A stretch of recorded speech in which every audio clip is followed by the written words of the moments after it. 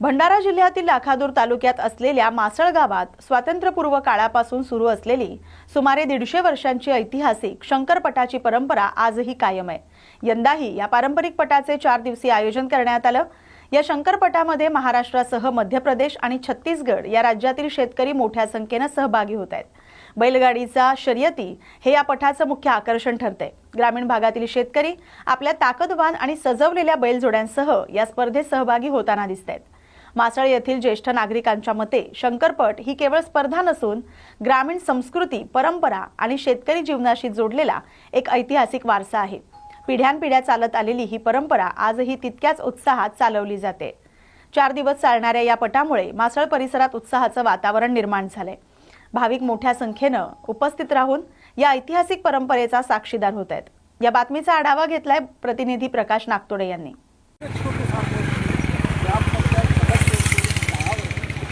आज हा मासळीतील जो भारत आहे तो इंग्रजांच्याही काळाच्या अगोदर समजा आपल्या गावात चिकणवीस आणि कायस्थ ह्या 2 मुख्य पार्ट्या होत्या। एक होता चिकणवीसांनी तयार केला होता, दुसरा होता कायस्थ पाटील। कायस्थ पाटील यांचे वडील या आपल्या भारताचे हिंदू महासभेचे अध्यक्ष होते। त्यांच्याही अगोदर म्हणजे आपल्याला स्वातंत्र्य मिळण्याच्या अगोदर हा पट भरत होता। त्या पटाची निर्मिती शेतकऱ्यांनी बैल शेतीचे कामं आटोपल्यावर धोनी आटोपली की मग शांत चित्ताने बैल पोसायचे आणि असे बैल पोसायचे की त्यांच्यासाठी शेतात लाखोरी, अन्नयूध, हिरवा चारा आणि ते असे धोष्टपुष्ट होत बैल। मग ते बैल या पटात आणून त्यावेळेस बघत तुतारी आखलत होते आणि जी जोडी जिंकेल त्याला फक्त झेंडी देत होते। आणि त्या झेंडीचा महत्त्व असा होता तर कोणती जोडी जिंकली, शर्यत म्हणून नाही, एक झेंडी मिळाली पाहिजे। आणि बैल कोणते कसे आहेत, मग ही लागली चुरस आणि त्या चुरशीच्या माध्यमातून हा पट मोठा होत गेला। त्या पटाच्या माध्यमातून त्या काळात मुलामुलींच्या रिश्तेदारीच्या गोष्टी होत्या आणि त्यावेळेस सोयीच्या होत्या। आता ती परिस्थिती राहिली नाही। आज पट अशा परिस्थितीत आला का जलद वाहनं निघाल्यामुळे आज मासळच्या पटात त्यावेळेस पट एका दिवसाची होती। आज पट आमच्या सोयीनुसार आम्ही गावकरी पट समिती तयार होते आणि ती 3 ते 4 दिवसापर्यंत नेल्या जाते। आज पट टिकलेला आहे, आपल्या शेतकऱ्याजवळ जोड्या राहिल्या नाहीत आणि त्यामुळे प्रोत्साहनपर बक्षीस ठेवून पट समिती आकर्षक इनाम ठेवते। त्याच्यामुळे बाहेर राज्यातून जोड्या इथे आणल्या जातात आणि त्यांना ते बक्षिसे दिल्या जातात। आज पट मासळचा पहिला दिवस आहे आणि 4 दिवसापर्यंत ही पट आहे।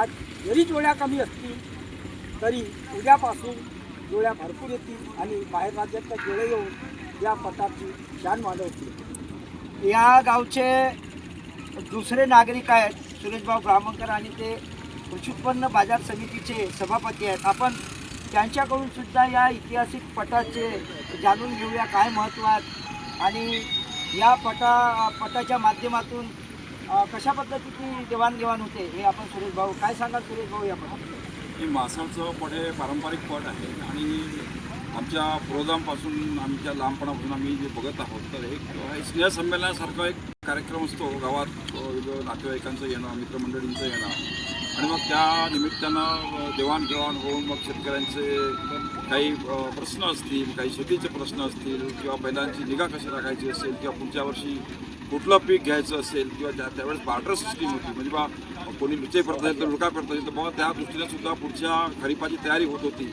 आणि जमलं तर स्वर्ग्या पण जुळत होत्या, एकमेकात देवाणघेवाण होत होती नातेवाईकामध्ये। एवढं महत्त्वाचं म्हणजे सांस्कृतिक आणि पारंपरिक पट आहे। एवढंच मला सांगायचं वाटतं। आता थोडंसं स्पर्धात्मक आणि व्यावसायिक स्वरूप आलेलं आहे। अर्थातच आपल्याला काळानुसार बदलावं लागतं, त्यानुसार पटाचं स्वरूप पण बदलत चाललेलं आहे।